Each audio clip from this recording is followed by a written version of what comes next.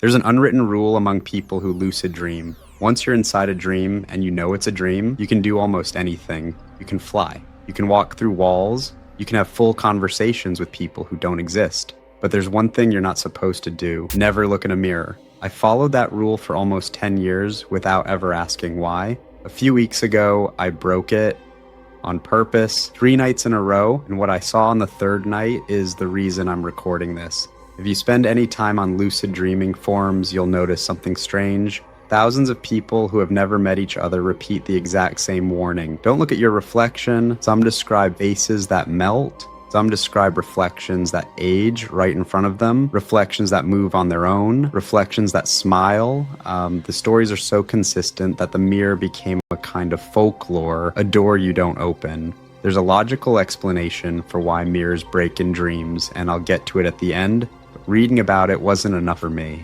I needed to see it, so I gave myself a mission for 3 nights. Get lucid, find a mirror, and look for as long as I could. So on the first night, the dream started in the most random way possible. I was in my old high school, except the hallways were an airport and nobody found that strange, including me. That's how dreams work. The most absurd things feel completely normal while you're inside them. What snapped me out of it was a vending machine. I paid for a bottle of water and the machine gave me a live fish. And some part of my brain finally said, wait, I looked at my hands, which is my reality check because in dreams your hands are almost never right. I counted 6 fingers on the left one. I was dreaming. The moment lucidity hit, I remembered the mission, find a mirror.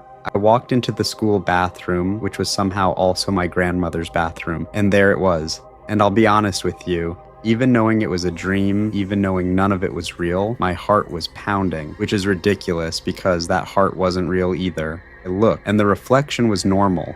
It was me, same hair, same shirt I sleep in. I almost laughed in relief. Then I blinked, and the reflection blinked half a second later, like a video call with a bad connection. That was it, a tiny delay, but I can't explain to you how wrong half a second feels when it's your own face. The dream destabilized, and I woke up with my heart hammering, and that was the whole first night. Just a delay. I told myself it was nothing. I needed to look longer. The second night took more work. I got lucid late inside a dream version of my apartment. It looked exactly like my place, except there were 3 extra doors. And to be clear, my apartment does not have spare doors. Hands blurry, confirmed. I went straight for the bathroom. This time I forced myself to stay. 10 seconds, 20, and the reflection slowly stopped being me. It didn't melt, nothing dramatic like the forms describe. It aged quietly, lines around the eyes, gray at the temples, like I was looking at myself 30 years from now. And the expression was the worst part. He didn't look scary, he looked tired, he looked like someone who knew something I didn't. I raised my hand to test it, he didn't raise his.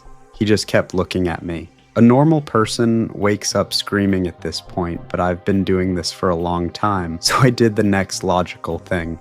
I touched the mirror, the glass rippled like water. My finger sank in slightly. The whole surface moved in slow circles, and a thought arrived in my head with total certainty. And the thought was, do not go in there. I still don't know where that certainty came from. I pulled my hand back and forced myself awake. I sat in bed and wrote down every detail because if I don't write a dream down in the first minute, it evaporates. By the way, if you've ever seen something wrong in a mirror, in a dream, or anywhere else, tell me in the comments. I need to know it's not just me. So that was the second night. The mirror aged me and refused to copy me. 1 night left, then came the third night, the one I came here to tell you about. It started with something called a false awakening, which is when you dream that you woke up. I opened my eyes in my room. Everything was in place. The desk, the candle, the moon lamp on my shelf, except the lamp was on the wrong shelf. That one detail saved the entire experiment. Hands blurry, still dreaming, and this dream was stable, vivid, the deepest lucidity I'd had all week. I walked to the bathroom. The light was already on.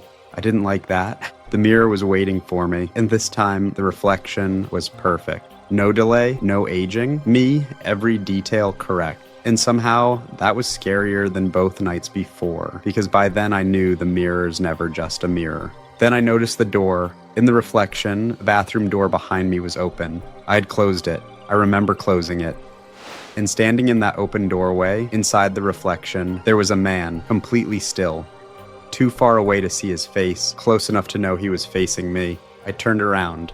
The real door was closed, nobody there. I looked back at the mirror, the door was still open, and he was closer. And here's the part I've never said out loud to anyone. I recognized him. I have seen this exact man in my dreams since I was a teenager.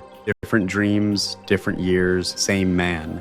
He never speaks. He stays at the edge of things, watching. In 15 years, he had never come this close. Then my reflection, my perfect, correct reflection, smiled at me. I was not smiling. I forced myself awake. It was 4 a.m. I turned on every light in the apartment. I've had nightmares before. Everyone has. But that was the first time a dream followed me out of sleep. So what actually happened in there? Let me give you both versions. The rational one and the one that keeps me up at night. The rational version, mirrors break in dreams because your brain is rendering everything in real time, and a reflection forces it to render you from the outside while you watch. It has no template for that, so it fills the gap with whatever you're carrying. Expectation, memory, fear. I walked in expecting something wrong and my brain delivered something wrong. The delay, the aging, even the smile, all of it can be explained as my own mind improvising under pressure. And honestly, that explanation covers almost everything. Almost. Because recurring dream characters are real. It's a documented phenomenon. Thousands of dreamers report the same thing. One specific person who shows up across years of dreams. Consistent, detailed, uninvited. Science doesn't have a clean answer for why a brain would keep the same stranger on file for over a decade. And nothing explains why, after all these years, the first place he chose to come close was the one place I was warned never to look. So, should you look in a mirror in your next lucid dream? Most people panic and wake up instantly, so you probably won't get far. But if you try it, now you know what the rule is protecting you from. And maybe leave the mirror for your second or third lucid dream, not your first. As for the man in the doorway, 15 years, dozens of dreams. I never talked about him until now. In the next video, I'm doing something I probably shouldn't. I'm going inside a dream to look for him on purpose. If you want to see how that ends, subscribe, close your eyes, stay awake,